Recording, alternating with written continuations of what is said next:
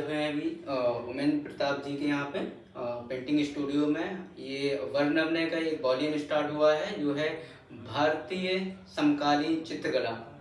तो ये भारतीय समकालीन चित्रकला का हम लखनऊ चैप्टर स्टार्ट हो रहा है, जिनसे हम बात करते हैं श्री उमेंद्र प्रताप सिंह जी से। तो पेंटिंग पे बात करते हैं, कैसे जर्नी स्टार्ट हुई पेंटिंग को ही फिर आपने कैसे चुना?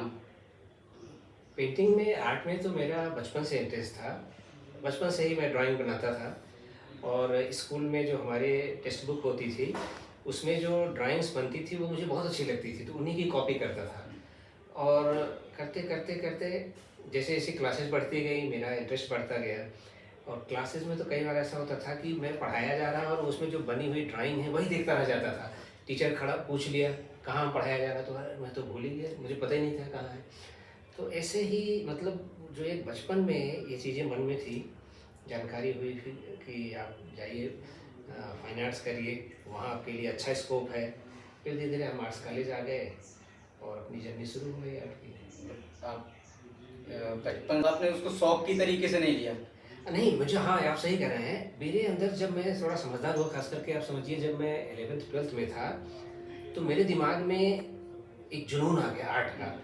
और आर्ट मुझे मुझे इसमें प्रोफेशन जैसे ऐसा नहीं लग रहा था कि मुझे लगा कि मैं बहुत अच्छी आर्ट कैसे बनेगी, इसको सीखने के लिए मैंने आर्ट्स कॉलेज ज्वाइन किया। और इससे हम इनकम कैसे करेंगे इसके लिए कभी मेरे दिमाग में नहीं आया। तो मैं ये सोच के आया कि जो मैं तस्वीरें देखता था बनी हुई, बुक में चित्र बनते थे, जो कभी बहुत अच्छी पेंटिंग बनी हुई देखता था, तो मैं सोचता था कि या पोर्ट्रेट जो है ये मुझे आर्ट्स कॉलेज में सिखाया जाएगा। तो मुझे लगा कि मैं एक बहुत अच्छा चित्रकार कैसे बनूं, ये उसके हिसाब से मैं आया था आर्ट्स कॉलेज पढ़ने के लिए। इनकम का सोर्स बहुत ज़रूरी है, इस पे हम बात करेंगे, अभी इनकम के सोर्स पे आगे बात करेंगे। हम लोग बात करते हैं आपकी जर्नी की और आपकी जो कला शिक्षा हुई बीएचयू से। जी। आपने क्या था बीएचयू का माहौल, कैसे, मतलब क्या चीज़ें थी आपके समय पे ऐसी जो बड़ा इंटरेस्ट पैदा करती हो आपके टाइम को, या अभी याद करना हो तो कैसे आप टाइम को याद करेंगे, बीएचयू के टाइम को आप? अच्छा, बात सही कह रहे हैं। जब हम लोग, मैं 1991 में गया था बीएचयू, और तब मुझे फाइन आर्ट्स के बारे में जानकारी नहीं थी। बस तैयारी करते करते एक बार तो मैंने एंट्रेंस दिया, मेरा हुआ नहीं। दोबारा एंट्रेंस दिया, जो पहली बार एंट्रेंस दिया तो मुझे थोड़ा आइडिया हो गया, क्योंकि और लोग जो बना रहे थे वो बहुत अच्छा बनाते थे। मुझे अपने आप में जज हो गया कि मैं तो कहीं नहीं ठहरता। तो वो जो एंट्रेंस के टाइम में कुछ लोगों का काम मैंने देखा, वो मेरे माइंड में बैठ गया, नहीं मुझे तो अभी कुछ नहीं आता। और इस ड्यूरेशन में मैं कई बार गया, वहाँ ऐसे जाता था, फैकल्टी घूम के आ जाता था ऐसे ही। तो फिर मैं उस हिसाब से तैयारी किया तो मेरा ठीक-ठाक खैर हो गया और मेरा एडमिशन हो गया। जब मैं गया तो वहाँ का माहौल ये था कि फर्स्ट ईयर्स के साथ जो रैगिंग होती थी, उसका माहौल वो मुझे बड़ा डरावना लगता था। और चलिए ये भी धीरे-धीरे टाइम बीता। जो क्लासेस शुरू हुई तो हम लोग जनरली क्या सोचते थे कि बस हमको कोई ऐसा तरीका है वो बताएँगे और हम बहुत अच्छा बनाने लग जाएँगे। लेकिन क्लासेस का तो प्रोसेस ही अलग था। तो वो मुझे थोड़ा एक बार में बोरिंग लगना शुरू हुआ कि आप जो है कलर में कैसे कंपोजिशन बनाओ, तो ये सब। लेकिन हाँ, जब मुझे एंटीक जैसे म्यूज़ियम में जाके ड्राइंग, फिर धीरे-धीरे हमारे टीचर जो ख़ास करके उस समय हम लोगों को तो जो बहुत रियलिस्टिक काम करता था वही बहुत अच्छा लगता था। तो जिन लोगों का बहुत रियलिस्टिक काम होता था वो तो लगता था ये ही सबसे अच्छे आर्टिस्ट हैं, चाहे स्कल्पचर में चाहे।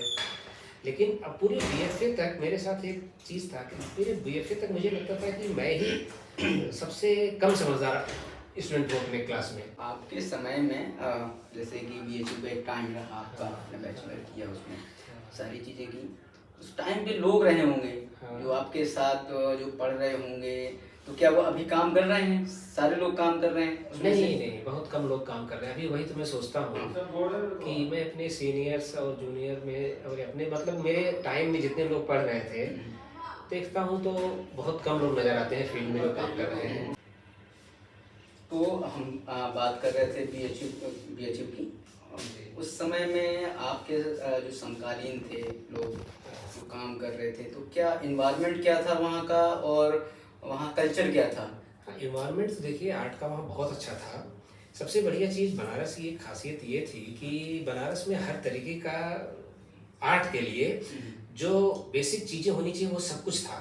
एक तो जैसे आर्किटेक्चरल ड्राइंग के लिए बनारस के घाट, इन उनका जो जो वहाँ पे आर्किटेक्चर है इतना खूबसूरत, और इतने इतने एंगल से आपको हाइट से भी देखने में, आप एकदम गंगा के किनारे चले जाए तो घाट, और दूसरी बात नेचुरल, बीएचयू के अंदर नेचर बहुत है, पेड़ पौधे हरियाली बहुत कुछ है, और ह्यूमन फिगर के स्टडी के लिए भी बनारस घाट पे तमाम तरीके के कैरेक्टर साधु मिलेंगे, तमाम तरीके के लोग नहाने आते हैं।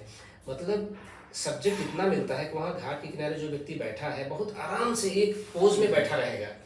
तो स्केचिंग के लिए, मतलब आर्ट के लिए तो, और चूँकि वो जगह इस तरह का है कि आपको बनारस में आर्ट करने के लिए सबसे बढ़िया सब्जेक्ट मिलेंगे। तो वो चीज़ था हम लोग के यहाँ। हम लोग खूब स्केचिंग करते थे, खूब हम लोग आउटडोर लैंडस्केप करने जाते थे, और स्टडी के लिए वहाँ म्यूजियम हमारी फैकल्टी के बगल में ही था, तो हमें एंटीक स्कल्पचर्स के लिए, स्टडी के लिए भी म्यूजियम खूब जाते थे। नेचर खूब था, नेचर स्टडी करते थे। काम का तो इतना अच्छा माहौल था और सीनियर्स इतना बढ़िया काम करते थे। ये किस सन की बात कर रहे हैं आप? ये मैं 91 से 96 की एज की बात कर रहा हूँ। 91 से 96। क्या उस टाइम पे प्रणाम सिंह? हाँ वो थे। आप लोगों को सभी को बता दें कि भारतीय चित्रकला में प्रणाम सिंह एक वरिष्ठ कलाकार हैं, जो बीएचयू में प्रोफेसर रहे हैं। अभी कुछ समय पहले अभी खैरागढ़ यूनिवर्सिटी में उन्होंने पढ़ाया है, अभी फिर से ये बीएचयू आ गए हैं। तो आपके समय पे क्या क्रेज था? प्रणाम सिंह मतलब नाम सुन रहे थे, क्या क्रेज था? और आपके काम में, आपके उसमें क्या क्या चीजें, क्या छवि छोड़ के गए वो? सिंह और दिलीप दास गुप्ता, ये दो लोग, दो ऐसे टीचर थे हमारे फाइन आर्ट्स में, पेंटिंग में, कि ये तो हम लोग के आइडियल थे। आपको बताऊं कि ये लोग एनी टाइम, कभी इनके आप घर पे जाइए तो ये स्टूडियो में काम ही करते नजर आते थे, और फैकल्टी में भी जब ये अपने चैम्बर में बैठे होते थे तो वहाँ पे भी ये लोग बैठे पेंटिंग ही करते रहते थे, और जब क्लास में आते थे तो डेमो देते थे, और सारी विधाओं के, चाहे पेंसिल में उनसे काम करवाइए, चाहे उनसे वाटर कलर में करवाइए, सारी विधाओं के तो वो मास्टर। प्रणाम सिंह को वाटर कलर और सब चीज़ लाजवाब उनका। दिलीप दास गुप्ता जी अभी क्या काम कर रहे भी है, हैं? एक्सपायर हो गए। हाँ काफ़ी पहले हो गई है। वो भी एक ऐसे आर्टिस्ट थे कि वो हमेशा काम करते रहते थे। किस पद्धति में काम करते थे? उनका थोड़ा बनारस के घाट पे लेके काम होता था, नेचर पे लेके काम था, टेक्सचर को लेके एब्स्ट्रैक्शन और सेमी एब्स्ट्रैक्शन में काम था उनका। बहुत गजब का काम, ट्रीटमेंट बहुत बढ़िया टेक्सचर और कलर का मिला के करते थे। वो भी सारी विधाओं में काम करते रहते थे, स्केचिंग। यहाँ तक कि हम लोग अगर कभी सड़क पे उनको मिल जाएं तो दिलीप दास जी डांटते थे, कहाँ घूम रहा है, तुम्हारे हाथ में स्केच बुक नहीं है, ऐसे कैसे घूम रहा है।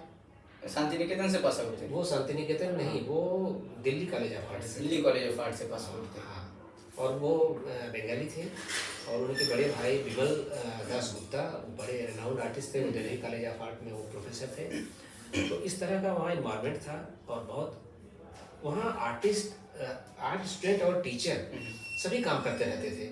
मतलब इस तरीके का एक बढ़िया इन्वायरमेंट था काम करने का। मतलब काम की बात करते थे। काम की। और हमारे यहाँ उस समय डीन थे professor Balbir Singh Kat, professor A P. Gajjar जो बड़ौदा से थे, प्रोफेसर बलबीर सिंह कट शांति निकेतन से थे, और मदन लाल गुप्ता जी जो अभी भी हैं, अब रिटायर हो चुके हैं, और प्रोफेसर मृदुला सिन्हा, दीप्ति प्रकाश मोहंती जो इसमें फाइन आर्ट्स फैकल्टी में डीन हैं। तो ये सारे लोग सब रेगुलर काम करने वाले, प्रोफेसर शिवनाथ राम अभी भी बहुत अच्छी ब्लैक एंड वाइट ड्राइंग करते हैं। तो ये सब के सब ऐसे लोग थे, काम ही करते रहते थे, मतलब हर समय काम। और क्लास में भी आना तो वो करेक्शन, जिसे देख रहे हैं गलत हो रहा है कुछ आपसे, तो वो तुरंत उस पर करेक्शन देते थे, नहीं तो अलग से वो कुछ बताते थे। आपके टाइम में बलबीर सिंह कट जो है वो प्रिंसिपल थे। वो हाँ जी, बलबीर सिंह कट, आप इसको बताना चाहेंगे कि बलबीर सिंह कट एक भारतीय चित्रकला मूर्तिकला के इतिहास में एक बहुत बड़ा नाम है मूर्तिकला के क्षेत्र में। जो इनकी बड़ी बड़ी मूर्तियाँ, बड़े बड़े पत्थर जापान लेके जाते हैं, कोई किस्सा है तो अपना जहाज में भर के लेके जाते हैं, तो एक बहुत बड़ा नाम है। हम लोग धीरे धीरे थोड़ा सा इसको और मोड़ते हैं। वहाँ बीएचयू से आपका निकलना हुआ, तो फिर बीएचयू के बाद कैसी जर्नी रही? हाँ, बीएचयू के बाद क्या हुआ कि पास आउट हम लोग हो गए, मास्टर डिग्री वहीं से किया। तो हमारे सारे दोस्त जो थे वो लगभग सब बाहर के थे, तो सभी एग्ज़ाम दे के सब चले गए। हमारा फिर हॉस्टल खाली करा दिया गया। तो मेरे लिए वो एक अजीब-सा बहुत मतलब एक तरह से कहा जाए कि मैं उसमें बहुत परेशान हुआ, अब मैं कहाँ जाऊँ? तो मेरा एक मैंने यहाँ पे एप्लीकेशन दे रखा था ललित कला अकेडमी में मेरा शो होने के लिए और मैं सोच भी नहीं पा रहा था मैं कहाँ जाऊँ। तो बस उसी समय एक लेटर आया कि आपका यहाँ शो की डेट मिल रही है।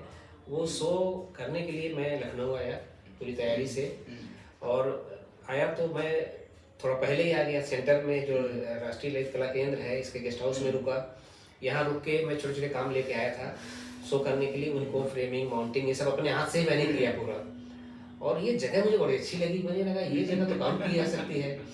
तो वो रुके-रुके मैं गेस्ट हाउस में काफ़ी टाइम रुका और मुझे उस समय यहाँ पे रीजनल सेक्रेटरी थे रामकृष्ण बेदाला जी। वो भी जस्ट काफ़ी यंग थे और उन्होंने भी ज्वाइन किया था कुछ दिन पहले। तो और जितना स्टाफ था राष्ट्रीय ललित कला केंद्र का सभी लोग बहुत अच्छे थे, बड़ा कोऑपरेट करते थे।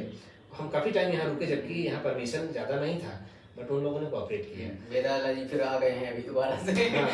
तो लखनऊ में आपका किस सन में आना हुआ? मैं 98 में आ गया था। 98 में आना हुआ, आपका लखनऊ से जुड़ा हुआ है हाँ। इस तरीके से।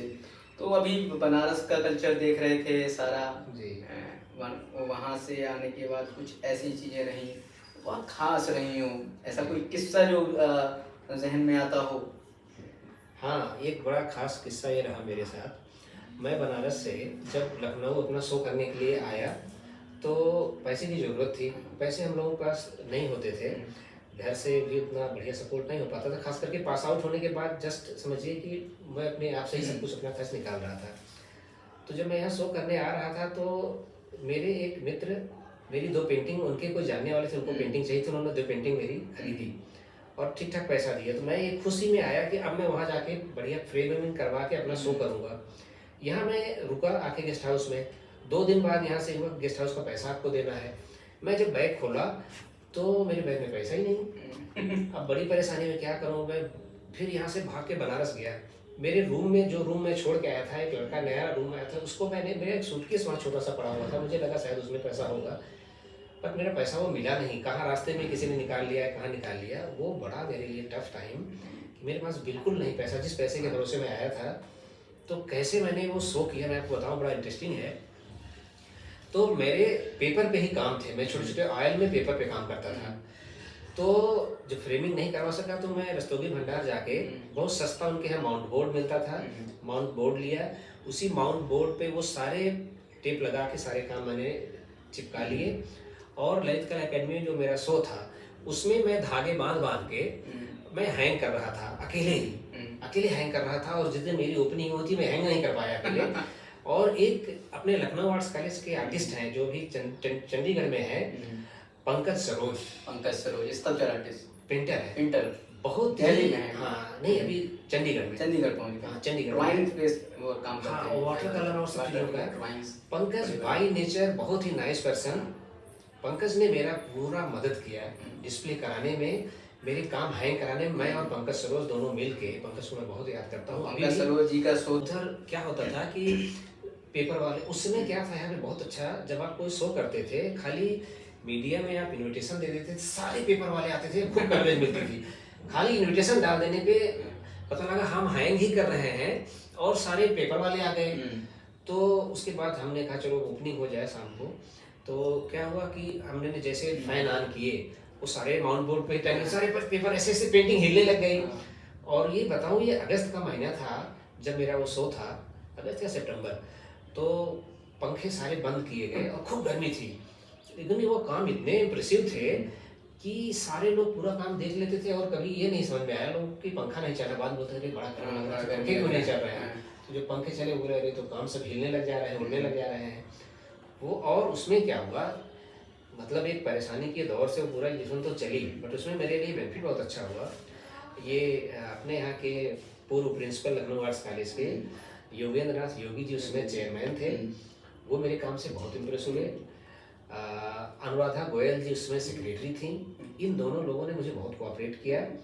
पर्सनली ललित कला अकेडमी ने अपने कलेक्शन के लिए भी मेरे काम परचेज किए और मुझे कई सारे बायर्स को पर्सनली इन लोगों ने इनवाइट किया खास करके अनुराधा गोयल मैम ने। और मेरे काम उसमें तो बिके। इस तरीके का भी कल्चर था लखनऊ में। बहुत अच्छा कल्चर था। अभी दर्शकों को ये बात बता दें कि ये बोर ना हो, हाँ। ये वर्णमने का जो ये प्रोग्राम है भारतीय समकालीन चित्रकला, यानी कलाकार और कलाकारों के किस्से, तो बोर ना हो कम से कम ये कलाकार और कलाकारों के किस्से के बारे में बात करें कि उनके जीवन में कैसी चीजें घटी और पहले का कल्चर क्या था और अभी कैसा कल्चर हम डेवलप कर रहे हैं। जी जी। तो आपका लखनऊ में आना हुआ, जी। आप लखनऊ में आए, वहाँ से आपकी एक एग्जीबिशन स्टार्ट हुई। हाँ। तो आपने फिर पढ़ाना कब स्टार्ट किया, कब हाँ। आपको लगा कि आपको पढ़ाना चाहिए? हाँ, मैं बता रहा हूँ। तो उससे मेरा क्या हुआ, जो शो से मेरा एक यहाँ मेरी यहाँ पहचान हो गई और हर कोई जान गया। और मैं आपको बताऊँ, मुझे कभी लगा ही नहीं कि मैं लखनऊ को पढ़ा हूँ कि बनारस का। सारे लोग इससे बहुत अच्छा मित्र हुआ तो और सब जगह। और उसके बाद फिर मुझे यहाँ कैंप भी मिली, स्टेट ललित कला अकेडमी की, रीजनल सेंटर में मैं यहाँ की बहुत सारी कैंप मिली। और ड्यूरेशन में काम करते करते हम लोगों को आर्थिक तंगी जो रहती थी उससे हम लोग परेशान थे। स्टेट ललित कला पे भी हम लोग बात करेंगे अलग से। ये चूंकि राज्य ललित कला अकेडमी है और यूपी का एक महत्वपूर्ण पॉइंट है कलाकारों के लिए, तो इस पे हम आगे बात करेंगे, ललित कला अकेडमी पे और आर्ट बाजार पे, दोनों चीज़ों पे। तो फिर आपका इसमें फाइन आर्ट की शिक्षा इसमें आना हुआ, शिक्षण कार्य किया आपने, तो कहाँ से स्टार्ट किया आपने? नहीं, पहले तो मैंने अपनी एक आर्ट क्लासेस शुरू की है। Art classes. अच्छा, इस बीच एक चीज़ मैं बताना था कि फिर मुझे स्टेट ललित कला अकेडमी का जो एनुअल ये स्कॉलरशिप मिलती है वो मिली। और वो मैं प्रोफेसर जयकृष्ण अग्रवाल जी के अंडर में मैंने वो स्कॉलरशिप ली। और ये पहले तो मैं सोचा, उसमें जैसा यहाँ के प्रिंसिपल थे, तो मैं सोच रहा था कि मैं किसको गाइड बनाऊँ। यहाँ आके सरोज कुमार सिंह अपने रीजनल सेंटर में ललित कला के उसमें ग्राफिक डिपार्टमेंट में प्रिंट मेकर थे, बहुत अच्छे प्रिंट मेकर, बहुत अच्छा, बहुत। और अभी कुछ समय पहले उनका देहांत हो गया, तो उनको भावपूर्ण श्रद्धांजलि वर्णमने की ओर से। और बहुत ही बेहतरीन कलाकार रहे हैं। तो सरोज जी के ही यहाँ मैं उनके साथ रहने लग गया। वो भी अकेले रहते थे। तो जब मुझे स्कॉलरशिप मिली तो मैंने उनसे पूछा कि सर मैं किसको गाइड बनाऊँ। मैंने कहा आपको बना लूँ। बोलो मैं, आप जय सर को बात करो एक बार। मैंने कहा जय सर क्या तैयार होंगे? बड़ा नाम। हाँ, बड़ा नाम था। तो हमने बोला क्या जय सर मेरे को गाइड बनाएंगे? बोले तुम एक बार बात तो करो, नहीं तो मैं तो हूँ ही, एक बार बात करो। मैं जबकि बहुत ऐसा नहीं सोच रहा था, बट मैं जब जय सर से गया मिलने, तब तक जय सर मुझे जान गए थे, शो भी मैंने किया था। मैंने कहा सर मैं ऐसे ऐसे स्टेट स्कॉलरशिप मुझे मिल रही है, मैं आप चाह रहा हूँ कि उस टाइम ये मतलब नॉर्मली जय सर और बाकी सारे लोग क्या नॉर्मली शो में जाते थे? हाँ, जाते थे। और जय सर जब मैंने कहा तो जय सर हंस के बोले, तो काफी बूढ़े हो गए, काफी तकलीफ होती है, लेकिन फिर भी बहुत प्रयास करते हैं। ईश्वर करे वो बहुत स्वस्थ रहे। तो मैं आपको बताऊं, मैं जैसे बोला सर मैं चाह रहा था कि आप मैं आपको गाइड बनाना चाह रहा हूँ। जैसा हंसे बोले, अरे मुझे बहुत अच्छा लगेगा तुम मुझे अपना गाइड बनाओ, ऐसे जैसा बोले। मैं आपको बताऊं, वो लौट में उनको सरोज सर को बताया कि जैसा ने ऐसे कहा, मैं क्या बताऊं, आज भी उनमें खैर वो बात है। और तो वो फिर उनके साथ मेरा काफ़ी टाइम बीता, मैं जाता था, बहुत सारी बातें उनके पास जो अनुभव है, बड़ी ईमानदारी से वो अपने अनुभव और मार्गदर्शन भी करते थे। उन्होंने मुझे कहा भी कि बहुत हो गया, तुम लखनऊ छोड़ो, बाहर भी निकलो। लेकिन मैं नहीं निकल पाया, ये मेरी कमी थी। तो ऐसा लोगों का जो यहाँ सानिध्य मिला, बहुत अच्छा मिला, बहुत अच्छा लोगों के साथ रिश्ते रहे। दिन आपने याद दिलाया तो मैं उस टाइम में हूँ, सच में बहुत अच्छा था, बहुत अच्छा। और आर्या सर की भी उसी समय मेरी मुलाकात हुई। मेरे शो में आर्या सर आए, BN आर्या, वो बहुत इम्प्रेस हुए मेरे काम से। तो मेरे उनके साथ भी बहुत अच्छे संबंध थे, उनसे मैं कभी मिलने जाता था। यहाँ थोड़ा सा आपको रोकना चाहेंगे, हम ये दर्शकों को बता दें, BN आर्या एक लखनऊ क्या भारतीय चित्रकला के इतिहास में कितना बड़ा नाम है वॉश पेंटिंग में, कि जिनके आप अगर काम देखें, उनके सृजन देखें तो वास्तविक रूप से आप दंग रह जाएं। और लास्ट के जो अंतिम उनके जो समय के जो 5 वर्षों के जो काम थे, उन्होंने बहुत सारी सीमाओं को उन्होंने तोड़ा और सृजन में नई चीज़ें वॉश में जोड़ी, जो शायद अभी बहुत अलग हैं। उनके बाद शायद ये चीज़ें नहीं देखने के लिए मिल पा रही हैं। तो एक बड़ा नाम है, और बड़े तो सारे ही नाम हैं, लेकिन उनकी सहजता उनको और बड़ा बनाती है। वो सारे लोग सच में बड़े सहज और बहुत ही अच्छे इंसान थे। तो उस टाइम पे तो बहुत मतलब लखनऊ आर्ट्स कॉलेज के बहुत सारी चीज़ें थी, महापात्रा जी थे, बीएनआर थे, तो उस टाइम पे तो आप लोग थे, तो कैसे आप लोग आर्ट्स कॉलेज को देखते थे? अरे उस समय ये लोग ऐसी पर्सनालिटी थे कि उस समय हम लोग ये सोच नहीं सकते थे कि यहाँ पे हम लोग पढ़ा पाएंगे। मतलब इन लोगों के लिए इतना आदर, इतना सम्मान था मन में, कि हम लोग समझते थे कि यहाँ टीचर होने के लिए ऐसे लोग होने चाहिए। हम लोग तो अपने आप को कभी सोच भी नहीं पाते थे, और हमने कभी शायद तब तक तो कभी सोचा भी नहीं। तो ये जिस तरह के व्यक्तित्व इन लोगों का था, जिस तरह का इनका ऑरा बना हुआ था, और जिस तरह का इन लोगों को सम्मान मिलता था, और नाम सुन के बहुत बड़ी पर्सनालिटी दिखते थे, होते थे, बट मिलने में इतने सहज होते थे कि इनके प्रति बस हम अपने आप छोटे हो जाते थे। आपके टाइम पे दिनेश प्रताप सिंह जो स्कल्पचर आर्टिस्ट थे लखनऊ के, इन्होंने समुद्र मंथन जो एक रखा हुआ है वहाँ पे एक, वो बहुत पहले, वो आपके पहले का था? वो हमसे बहुत पहले। अच्छा अच्छा। वो जब से मैं देख रहा हूँ तब से वहाँ पे लगा हुआ है। मतलब ये टाइम के बाद आपका फिर कानपुर जाना कब हुआ वहाँ से? मैं तो देखिए बहुत लंबे टाइम तक मैंने लगातार फ्रीलांसिंग की। मैं 2000 नहीं, उसके पहले मुझे लगता है कि शायद मैं अपने क्लासेस स्टार्ट की बता रहे थे आपने, हजरतगंज हजरतगंज में हमने अपनी पेंटिंग क्लासेस शुरू की।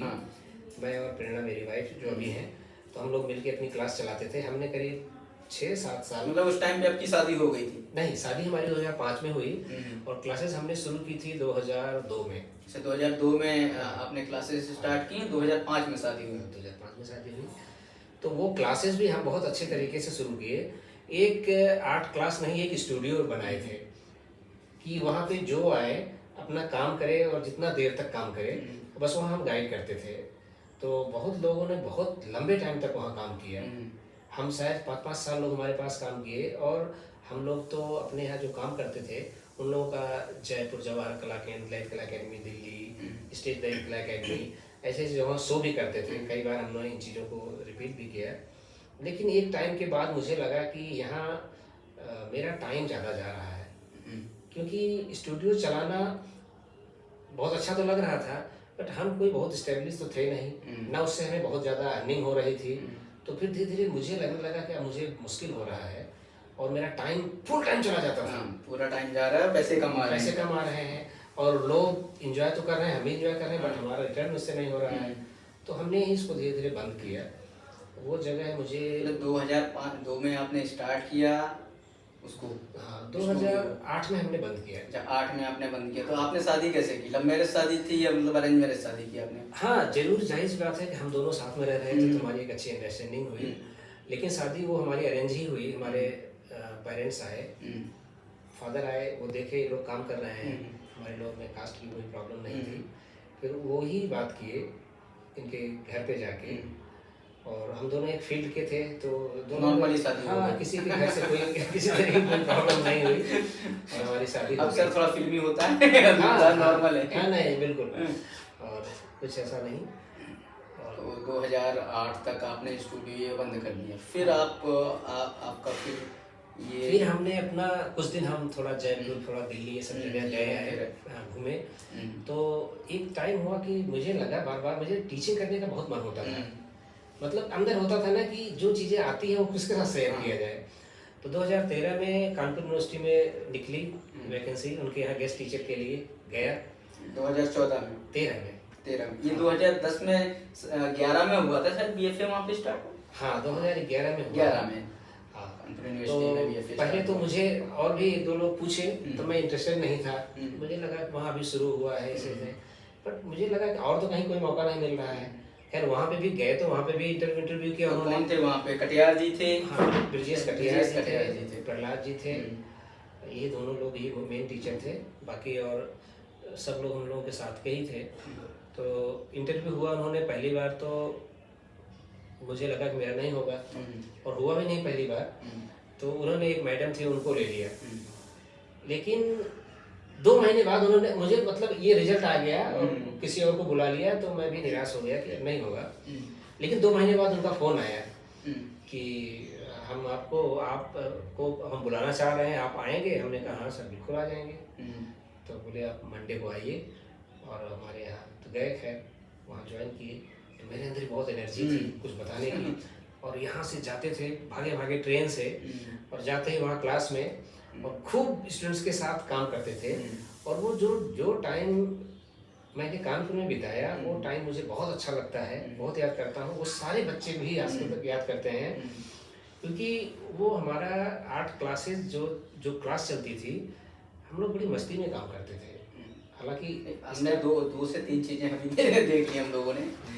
बनारस देखा, बनारस का कल्चर देखा, वहाँ घाट देखे, वहाँ सारी चीजें देखी। लखनऊ आए, लखनऊ एक बड़ा हब, बड़े नाम, योगेंद्रनाथ योगी, वीरेंद्र, ये आर्य साहब, और इतने बड़े बड़े नाम, इतना माहौल। इसके बाद आप कानपुर जा रहे हैं, जहाँ पे उस टाइम पे कुछ नहीं तो वो कैसे टाइम, फिर कैसे आपने वो देखा कि यहाँ बनारस जैसे जगह से आए, लखनऊ आए, क्योंकि लगभग जहाँ तक जानकारी हम लोगों की है तो ये है कि बनारस से लखनऊ जिस तरीके से नाम था, ये 1911 में लखनऊ स्टार्ट हो रहा है, तो 1960 में बनारस और बड़ौदा स्टार्ट हो रहा है, तो वो काफी ग्रोथ पे थे। कंपटीशन था एक टाइम का कि नहीं हम ज्यादा काम करेंगे, हमारे बच्चे ज्यादा निकलेंगे। इन दोनों क्षेत्र के बाद आप कानपुर जा रहे हैं, जहाँ पे कुछ नहीं है उस टाइम पे। तो आपको क्या देखना पड़ा, और कहाँ से कैसे स्टार्ट करना पड़ा आपको फिर वहाँ पे? वहाँ पे देखिए, वहाँ बहुत मुश्किल था। मुश्किल ये था कि बीएफए और एमएफए का एक कल्चर बहुत अलग है। वहाँ BA and MA drawing painting का पूरा एटमॉस्फेयर है, और वहाँ एक लड़ाई है कि एमए वाला बीए वाला वो कहता है कि ये एमएफए बीएफए वाले से हम कम हैं क्या, और वो इसी लड़ाई में वो भिड़े रहते थे। तो काफ़ी मुश्किल होती थी। वो अपनी बात के आगे जल्दी सुनते नहीं थे, वो बार बार कहते थे कि ये लोग एमएफए बीएफए करके आए, इनको क्या आता है ना। तो इसके बीच खैर अच्छा काफ़ी क्लासेस में तो मुश्किल हो, खैर जब हम क्लासेस शुरू किए तो उसका फ़र्क है बहुत समझ में आया, उनको भी बच्चों को भी। लेकिन मैं जितना टाइम रहा वहाँ थोड़ा संघर्ष था। संघर्ष ये था कि एक तो हम रोज़ अप डाउन करते थे, हमारा आना और जाना भागे भागी बहुत भागम भाग थी, और ऊपर से वहाँ का जो वो लोग थे उनका जो इंटेंशन, और प्लस जो सैलरी हम लोगों की मिलनी तय हुई थी वो भी टाइम से नहीं मिलती थी, वो आपसी थोड़ा पॉलिटिक्स के नाते। तो वो एक संघर्ष था। पता लगा 2 महीने 3 महीने 4 महीने नहीं मिल रही है, तो लेकिन फिर भी मेरे अंदर एक जो जुनून था टीचिंग करने का, उसके लिए मैंने वहाँ 3-4 साल पढ़ाया, और लास्ट में कुछ वहाँ ऐसा धीरे धीरे माहौल बन गया इतना ख़राब कि मैंने छोड़ के मैंने कहा कानपुर का नाम आ रहा है तो सबसे पहले आपको बता दें कि कानपुर में डॉक्टर अभय द्विवेदी सबसे सीनियर कलाकार हैं, कलागुरु हैं। उनको कलाकार ही ना कहें केवल, वो थोड़ा सा सही नहीं रहेगा, वो एक बड़े कलागुरु हैं जिन्होंने गुरुकुल नाम से एक आर्ट गैलरी स्टार्ट की हुई है, और काफ़ी लंबे समय से वो कला के शिक्षा क्षेत्र में जुड़े हुए हैं, लोगों को तैयार कर रहे हैं, काफ़ी योगदान है उनका। तो क्या आपसे कोई डिस्कशन होता था उनका, या बात होती थी, आते थे वो कभी? बहुत कम आए हैं वो। उनको ब्रिजेश कटियार जी अक्सर एग्जाम के लिए बुलाते थे। देखिए कुछ भी थी बात वहाँ पे, ब्रिजेश कटियार एक समझदार सुलझे आदमी हैं उनके हिसाब से, और हालांकि वो उस समय भी, हालांकि वो उसमें हेड नहीं थे, इंचार्ज नहीं थे, लेकिन वो हर चीज़ समझते थे। वो किसी तरीके की प्रॉब्लम नहीं, और वो आर्टिस्ट को भी समझते थे किसका मतलब काफ़ी प्रयास किया कि कानपुर उठे। हाँ उठे, और लाइन में आए, और वो हम लोगों को भी खूब कोऑपरेट करते थे। वही थे जो वहाँ सच में एक तरह से जान, और आज भी है, आज भी वो बराबर काम कर रहे हैं। और प्रोफेसर अभय द्विवेदी जी से मेरी थोड़ी बहुत बात हुई है, मुलाकात वहीं फैकल्टी में ही आए हैं, नो डाउट। वो भी बहुत अच्छे इंसान और बहुत सुलझे हुए आदमी हैं, और अपने अनुभव से वो भी बहुत सारी बातें करते थे। तो उनसे बहुत मेरा कोई ज़्यादा उठना बैठना नहीं हुआ, क्योंकि हम लोग रुकते नहीं थे ना, रोज़ आना था जाना था। अगर रुकते तो और लोगों से परिचय होता। लेकिन जो पुराने लोग थे वो वहाँ के भी बहुत अच्छे हैं, और वो भी वो सभी इस बात से खुश हो रहे थे कि यहाँ जो एमएफए और बीएफए खुल रहा है, हमारे यहाँ एक आर्ट का एनवायरनमेंट चेंज होगा। बिल्कुल वो उससे खुश थे, पॉजिटिव थे। और वो अभी अगर आपको अभी का टाइम देखना हो, कानपुर में ही आपने इतने 3 साल वहाँ पे पढ़ाया है, अभी अगर आपको देखना है कानपुर में तो कैसे देखते हैं? क्या चीज़ उसमें जुड़नी चाहिए आपके हिसाब से, क्योंकि आप एक शिक्षक रहे हैं कला के क्षेत्र में? देखिए मैं तो कानपुर, क्या और बेहतर कितनी चीज़ें हुई? जैसे अभय सर की हम बात कर रहे थे, अभय सर चित्रकला के क्षेत्र में एक अच्छा बड़े कला गुरुओं में नाम है उनका कानपुर में, उनके बगैर कानपुर स्टार्ट नहीं होता है, उनके नाम के बगैर।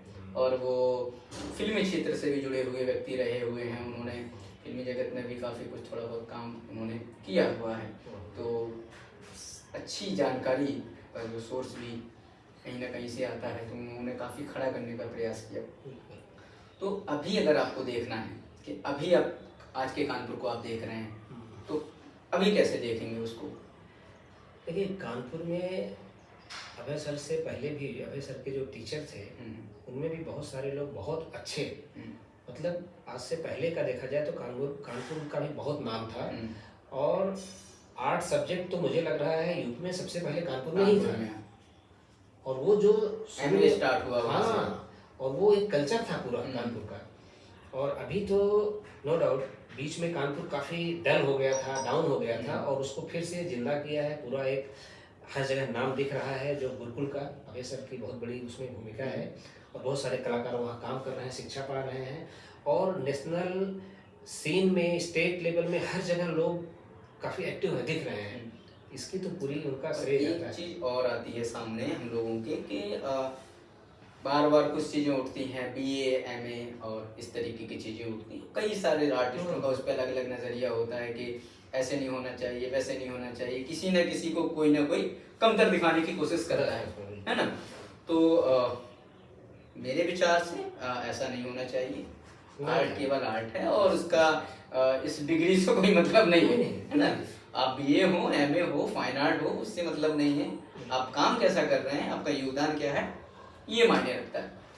तो आपने कानपुर में वहाँ आप उतने टाइम तक रहे, 2017 तक समथिंग।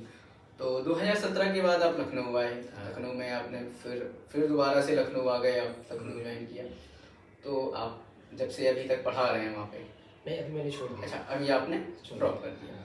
तो अभी अगर हमें लखनऊ देखना हो, लखनऊ का कल्चर देखना हो, क्योंकि ये हम वर्णमय का लखनऊ चैप्टर हमारा है, जिसमें कलाकार और कलाकार का जो जीवन है और किस्से हैं उसके हम समकालीन उसमें देख रहे हैं। तो अभी कैसे देखते हैं आप लखनऊ को? आप लखनऊ की बात अगर हो रही है तो लखनऊ आर्ट्स कॉलेज के बगैर ये संभव नहीं है बात करना। तो सबसे पहले हम बात करेंगे आर्ट्स कॉलेज की। तो 2011 में जिसने अपनी जर्नी स्टार्ट की, हुई इतनी जर्नी पूरी करने के बाद कई सारे उसने तमाम गोल्डन टाइम, सारे टाइम देखे उसने, और बहुत सारे कलाकार दिए, बड़े बड़े नाम हैं। अभी अगर यंग कलाकारों में देखें तो यंग कलाकारों में आर्ट एजुकेशन की क्या स्थिति है? केवल लखनऊ नहीं, लखनऊ भी और इंडिया के बाकी कला संस्थान। हाँ, सही आप कह रहे हैं। मुझे लग रहा है कि कला संस्थान में सभी जगहों की हालत बहुत अच्छी नहीं है। और अब जब सभी जगहों में हम कह रहे हैं तो हमारा लखनऊ भी उसमें है। और उसके लिए फिर भी जे का और साउथ के आर्ट्स कॉलेज हमको लग रहा है काफ़ी बेटर हैं, काम कर रहे हैं वहाँ पे लोग, और बेहतर समझ भी है उन लोगों के पास। हमारे यहाँ भी है लेकिन बहुत कम मात्रा में रह गई है। स्टूडेंट्स भी हमको लग रहा है उतना इंटरेस्ट नहीं ले रहे हैं। क्यों नहीं ले रहे हैं वो संस्थान जाने, वहाँ के जो अध्यापक हैं उन लोगों को समझना पड़ेगा इस चीज़ में कि क्वालिटी तो बहुत गिरी है। इसके पीछे वजह ये है कि जो हमारी प्रॉपर जिस लिए आर्ट्स कॉलेज बनाए गए हैं उनका एक सिलेबस बनाया गया है, और उस पूरे सिलेबस को प्रॉपर फॉलो किया जाए। जो स्टडी है वो नहीं प्रॉपर हो रही है ना। अच्छा खराब की बात नहीं, अगर हम शुरुआत अच्छे से कराएंगे, स्टडी प्रॉपर कराएंगे तो कुछ स्टूडेंट बहुत अच्छा स्किल्ड काम करेंगे, बट कुछ में जैसी भी है, बट हमारे जो प्रतिभाएं हैं वो तो निकलेंगी। तो भाई गिरावट तो है।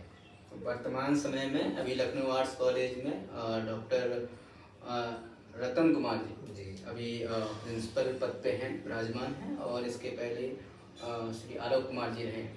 तो ये बात उनसे ज़्यादा बेहतर कोई नहीं बता सकता। तो उनसे अभी अगले जब भी कोई एपिसोड स्टार्ट होता है तो ये बात उनसे पूछी जाएगी, और उनसे जानकारी भी ले हमारे गुरु रहे हैं। तो उनसे हम जानकारी भी लेंगे कि कैसे सुधार हो जी, सकता है क्योंकि चीज़ों वो में। लोग संस्थान में हाँ, हैं और उनका भी कोई एक्सपीरियंस हाँ, होगा। हम लोग उनका यदि एक बड़ा संस्थान योगदान है हम लोग संस्थान से बाहर आर्ट्स हैं, कॉलेज में। हम बात चाहे ले दे के जो भी करें, हाँ, बट हमारे पास उस लेवल का अभी अनुभव नहीं है। हम नहीं कह सकते हुँ, कि क्यों ये चीज़ें गिरावट आई हैं। हाँ, ये सिर्फ कुछ ही लोग इसके ज़िम्मेदार नहीं हैं।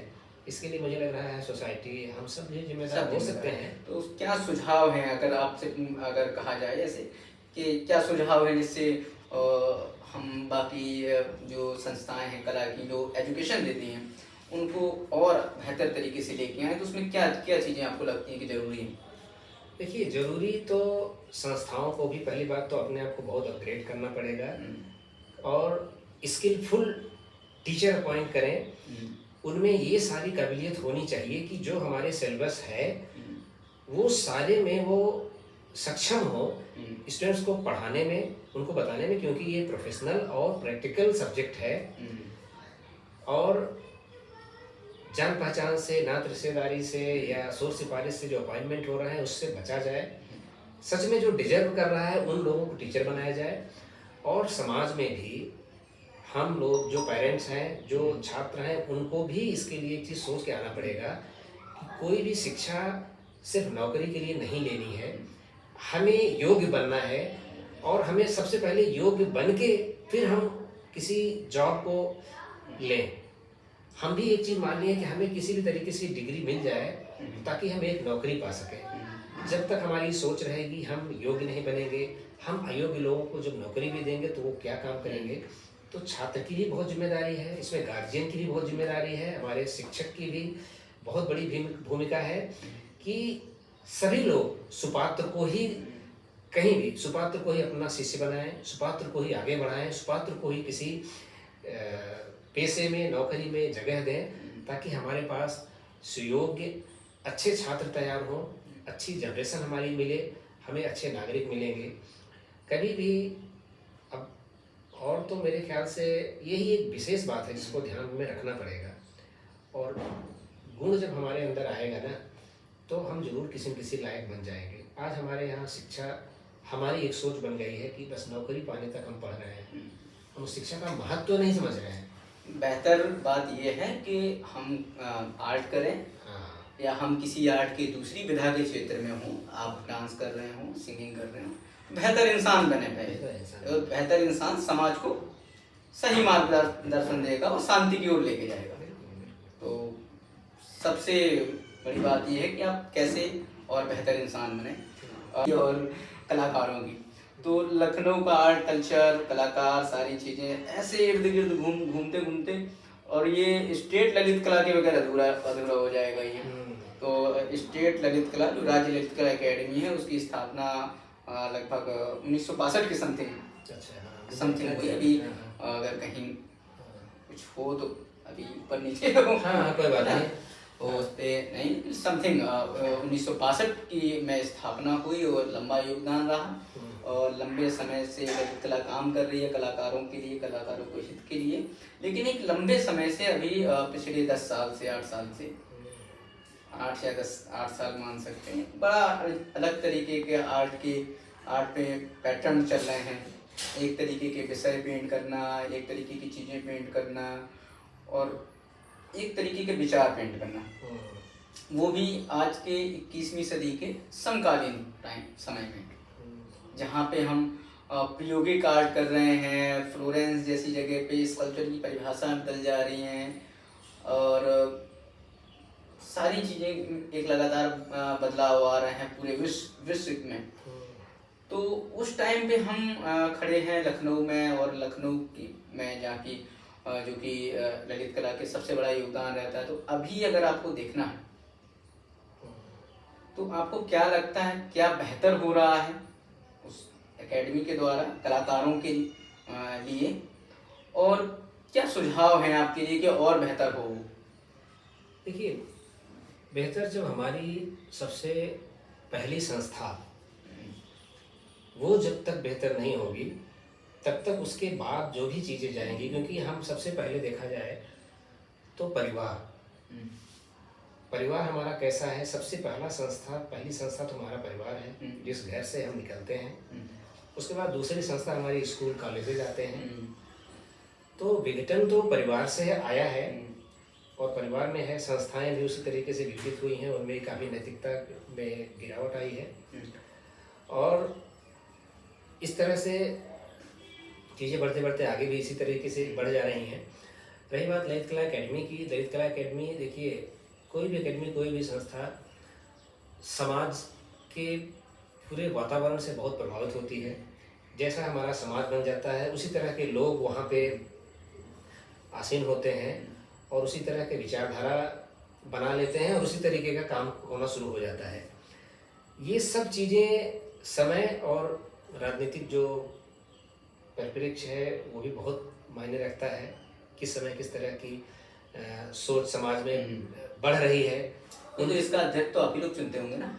नहीं, ये गवर्नमेंट से होता है, इसमें आपका मतलब कोई योगदान नहीं है कि आप वोट डालने जाए वहाँ पे और एक अध्यक्ष चुन ले? नहीं, मतलब आपका कोई किसी भी कलाकार का कोई उसमें हस्तक्षेप नहीं होता, उसमें गवर्नमेंट से। आपको क्या लगता है, ऐसा होना चाहिए कि चलो एक बार आर्टिस्ट की पर्ची डाल दिया जाए कि हमें अध्यक्ष कौन सा चुनना है? देखिए, अब ये पूरा सिस्टम ऐसा हो गया है कि आर्टिस्ट भी कितना फेयर करेगा मुझे इस पर उम्मीद नहीं है। आर्टिस्ट के हाथ में जो चीज़ें हैं वो भी तो वो छोड़ता जा रहा है। मैं तो कह रहा हूँ आर्टिस्ट, अच्छा आर्टिस्ट बनना चाहिए, वो बन रहा है, वो भी तो खेल ही कर रहा है ना। देखिए, मेरा एक ही चीज़ कहना है कि अगर इलस्ट्रेटिव पेंटिंग स्कल्पचर बनाए जाएं तो कम से कम अच्छा इलस्ट्रेटर भी तो हम बने, है ना।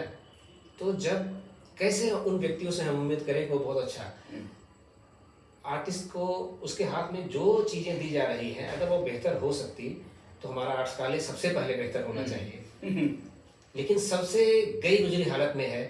और आर्टिस्ट जो बच्चे इतने जज्बात से, इतनी खुशी मन से, अपने स्वेच्छा से आर्ट सब्जेक्ट लेने आते हैं, फिर उनको बहुत सारा काम करना चाहिए, बहुत सारी मेहनत करनी चाहिए, वो कुछ भी नहीं कर रहे हैं। तो भटका तो हर कोई है उसको। वही तो मैं कहा कि पहली बात तो घर वाला ही, हमारा परिवार ये कहे कि जो फील्ड में तुम जा रहे हो तुम वो करो, उसमें तुम अच्छा करो। लेकिन हमारे घर से हमारी सोच में आया कि तुम ये करके क्या करोगे, अर्निंग क्या है। सबके दिमाग में जब सबसे पहले हम कमा के क्या हम सुखी हैं, क्या हम खुश हैं? मुझे लग रहा है अगर एक बेहतर काम करने वाला ईमानदारी से जो काम करता है वो फिर भी खुश हो सकता है। कम से कम वो अपने किए हुए किसी काम के परिणाम से तो वो खुश होता ही है। लेकिन हम सबसे पहले अपने ही किए गए काम के परिणाम से भी नहीं खुश होते हैं। हम दूसरों से उम्मीद करते हैं कि देखो कैसा हुआ, जवाब में बहुत अच्छा था, बहुत अच्छा, इसको अच्छा लग रहा है। लेकिन पता तो हमको भी है कि अच्छा नहीं है, लेकिन कोई अच्छा कहेगा, तुम चाहते वही हो। कैसे कल्चर डेवलप करें मतलब आपके हिसाब से? देखिए भाई, मेरे आर्टिस्ट का और आर्ट का एक प्रॉपर लखनऊ में मैं कल्चर डेवलप करना, मान लीजिए हमें सबको प्रयास करना हो, तो उस पर क्या विचार होगा आपका कि ऐसे करेंगे तो ज़्यादा बेहतर होगा या ऐसे करेंगे तो ज़्यादा बेहतर होगा? देखिए, अब मुझे लग रहा है पूरे समाज में कहना, सुनना, बातें करना बहुत हो गई और हर कोई एक दूसरे को सुना ही रहा है कि ऐसा होना चाहिए, वाला होना चाहिए। मुझे लग रहा है आप बातें बंद करके करना चाहिए। हम लोग ये ना माने कि हम आप आर्ट्स कॉलेज में जाते, हमें आज भी अभी से मौका है, हम अपने अंदर वो सुधार लाएं जो हमें लगता है कि ये कमी है। और जब हम सुधरेंगे तो जाहिर सी बात है जिसमें कमी है वो हमसे, हमारे बगल में खड़ा होगा तो कुछ सोचेगा। बहुलता हो गई है, हमें गलत को भी सही सिद्ध करने की हमारी आदत बन गई है और हम उसमें लड़ाई भी करने के लिए उतारू हैं। सबसे बड़ी चीज़ है, हर किसी में एक बात बैठ गई है कि हम बहुत अच्छे हैं, हमारी सोच, हमारा विचार सही है। नहीं, हमें चिंतन करना है कि सच में सही क्या है और सच में उचित और अनुचित क्या है, होना क्या चाहिए, हो क्या रहा है। जब तक इस पर हम पहले नहीं विचार करेंगे, हम किसी को सुधरने पर अंगुली उठा ही नहीं सकते कि आप सुधरो या अगला सुधरे। हम कैसे किसी को कह सकते हैं वो सुधरे? शब्द आ रहा है बार बार, कला बाजार, आर्ट मार्केट, बड़ा बड़ा वीडियो पे आता है, इंस्टाग्राम पे सारी चीज़ों पे आ रहा है ये फलाना पेंटिंग इतने मिलियन करोड़ की जा रही है, फिर इतने लाख की जा रही है, ऐसे जा रहा है। कुछ लोग कह रहे हैं उसमें कि नहीं आर्ट मार्केट डंप हो गया है, कुछ लोग कह रहे हैं आर्ट मार्केट हो रहा है, लेकिन बार बार बाजार जरूर आता है। कौन सा वाला बाजार है ये? कैसे देखते हैं इस बाजार शब्द को, कला बाजार कैसे देखते हैं? और क्या इसकी क्या ज़रूरत होती है इसकी? आर्टिस्ट किसी को जुड़ना है तो वो कैसे जुड़े, और देखिए किसी को उसका आर्ट से कितना रिलेट करता है?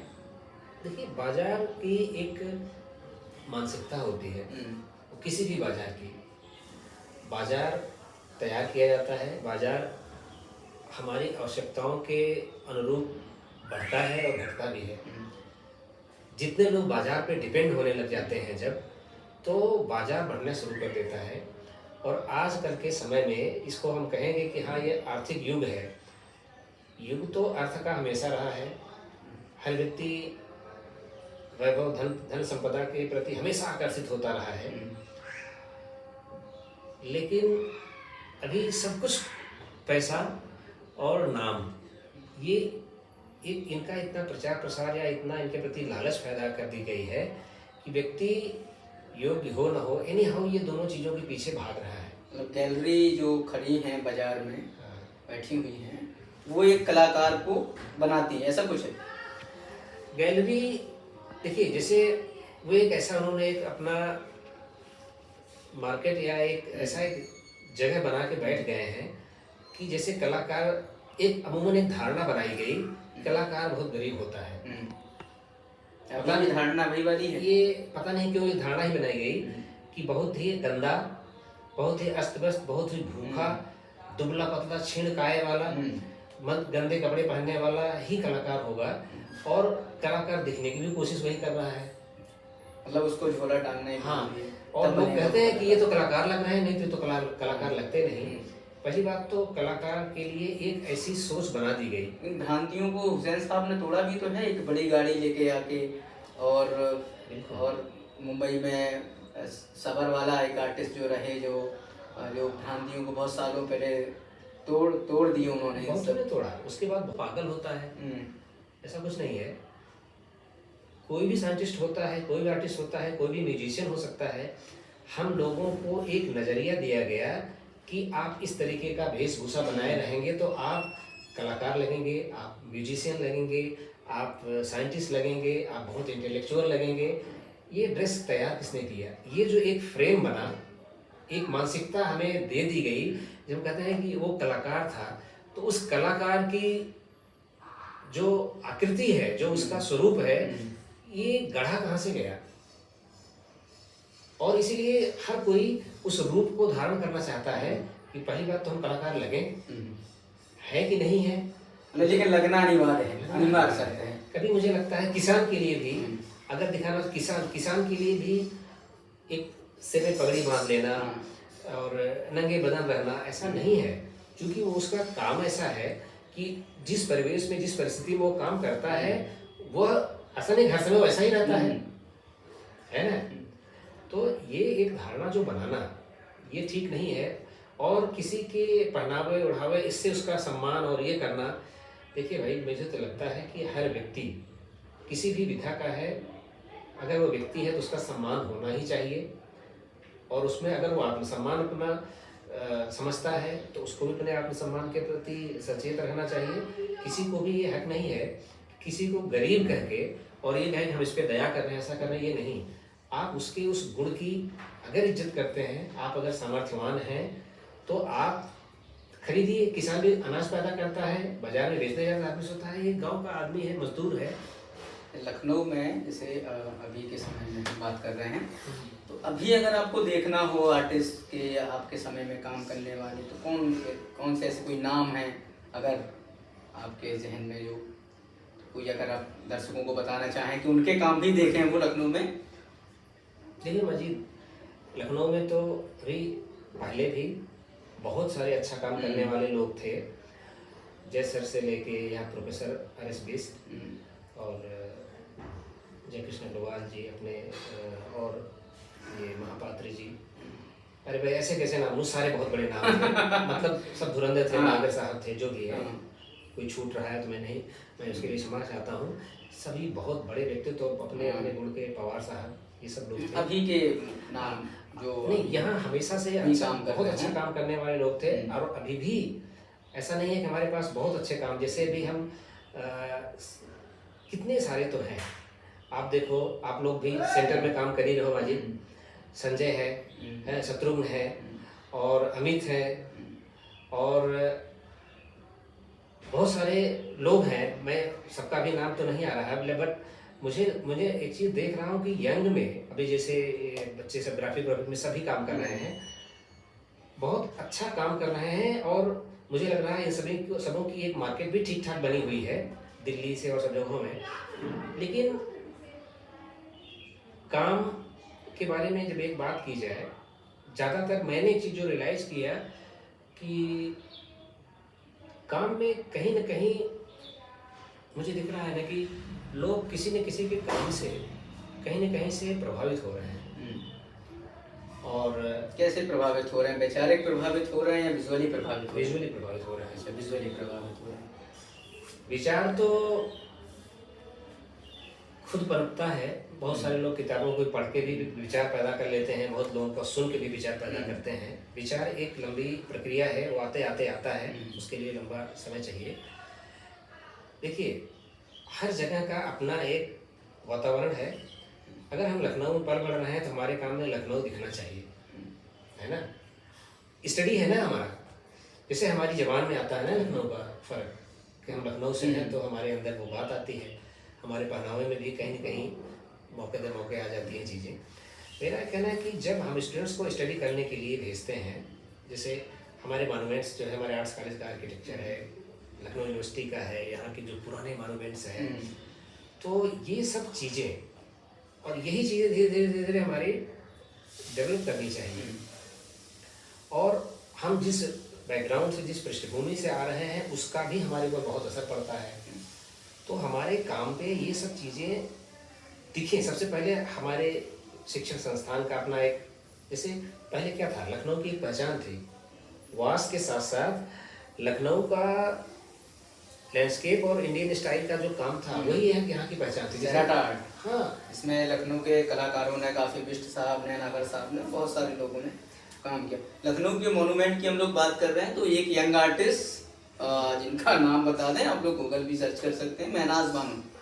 महनाज बानो एक ऐसी यंग आर्टिस्ट हैं जिन्होंने लखनऊ के मोनूमेंट पे, लखनऊ के कल्चर पे बहुत काम किया, और अभी भी बतौर फ्रीलांस कलाकार काम कर रही है। एक बेहतरीन कलाकार हैं, तो आप सभी उनके काम देख सकते हैं। बहुत सारे नाम हैं लखनऊ में, बहुत नाम है। हरीश ओझा, सोनल वासने, संजय कुमार, ये सब लोग हैं। अच्छा विद्यासागर सिंह, और तमाम आर्टिस्ट हैं इस कल्चर में और पेंटिंग में।